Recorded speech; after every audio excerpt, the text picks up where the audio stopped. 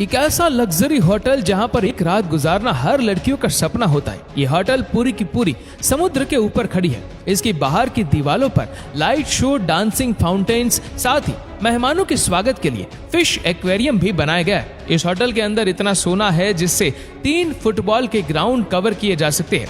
आपको बता दें कि इस होटल में एक रात किराया 5 से 10 लाख रुपया है। तो दोस्तों, ये है दुबई की एकमात्र 7 स्टार होटल बुर्ज अल अरब। दुबई शेख को जब पता चला कि 2016 तक दुबई का तेल खत्म हो सकता है, तो इस खबर से दुबई शेख परेशान हो गए, क्योंकि वो तेल से ही तो पैसा कमाते थे।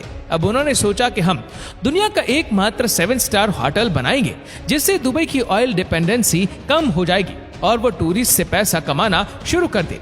दोस्तों, इस 7 स्टार होटल को बनाने में $7.8 बिलियन का खर्चा आया, जितने में वो 5 बुर्ज खलीफा और भी खड़े कर सकते थे। दुबई शेख की डिमांड थी कि वो होटल पानी में खड़ा होना चाहिए, और जब सारा काम खत्म हो गया तो शेख ने इंजीनियर से कहा कि उन्हें इस पर एक हेलीपैड और फ्लोटिंग रेस्टोरेंट भी चाहिए।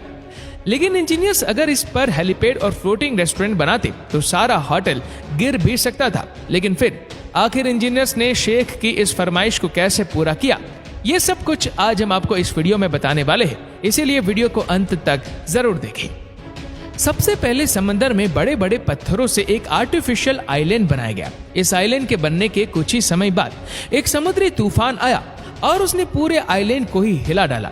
सभी सोच में पड़ गए कि जब एक तूफान ने एक आइलैंड को इतना नुकसान पहुंचा दिया, तो फिर अगर इस पर होटल बन गया तो उसका क्या होगा। लेकिन फिर एक इंजीनियर ने आइडिया दिया कि अगर हम पूरे आइलैंड पर कंक्रीट के हॉलो से स्लैब बिछा दे तो पानी जब इन पर टकराएगा तो सारा पानी इन स्लैब के अंदर ही घूम जाएगा, जिससे पानी की ताकत कम हो जाएगी और आइलैंड को भी नुकसान नहीं होगा।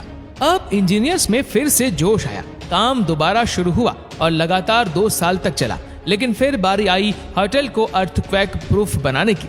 दोस्तों, उसके लिए इंजीनियर्स को बड़े बड़े स्टील के डायगोनल को बिल्डिंग पर फिट करना था। लेकिन दोस्तों, ये डायगोनल होटल से 15 किलोमीटर दूर बन रहे थे और इतने विशाल डायगोनल को ले जाना बहुत चैलेंजिंग था। लेकिन जैसे तैसे 15 किलोमीटर के उस सारे रास्ते के ट्रैफिक को बंद करके डायगोनल को साइड तक पहुंचाया गया।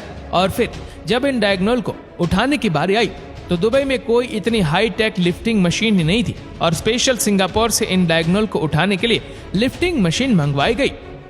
दोस्तों, दुबई की गर्मी में अगर डायगोनल को वैसे ही फिट करते तो गर्मी की वजह से स्टील का साइज बढ़ जाता और होटल गिर भी सकता था। इसीलिए इंजीनियर्स ने खास तरह की वॉशर को डिजाइन किया, जिससे चाहे स्टील का साइज बढ़ भी जाए फिर भी बिल्डिंग को कोई नुकसान ना हो।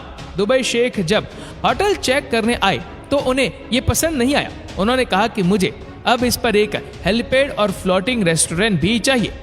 अब इंजीनियर्स ने तो फ्लोटिंग रेस्टोरेंट्स कहां पर खड़ा करेंगे, इसके लिए जगह ही नहीं बनाई थी, और इसीलिए फिर इंजीनियर्स ने बुर्ज अल अरब के कंक्रीट कोर्स में स्टील ब्रैकेट डाले और बाद में मोटे बीम उन पर डाले। इसके बाद बीम्स के ऊपर लोहे का स्ट्रक्चर बनाकर उसे शीशे से कवर कर दिया गया और इस तरह उन्होंने शेख की इस फरमाइश को पूरा कर दिया। बुर्ज अल अरब के इंटीरियर डिजाइन के लिए केयान शिव को बुलाया गया और इसी डिजाइनर ने ब्रुनेई के सुल्तान के महल को भी डिजाइन किया था। बुर्ज अल अरब में लगने वाला मार्बल इटली और ब्राजील से मंगवाया गया और जितना मार्बल मंगवाया गया उतना ही 24 कैरेट का सोना भी मंगवाया गया। लेकिन जब दुबई शेख ने इंटीरियर डिजाइनिंग का काम चेक किया तो उन्हें वो बिल्कुल भी पसंद नहीं आया।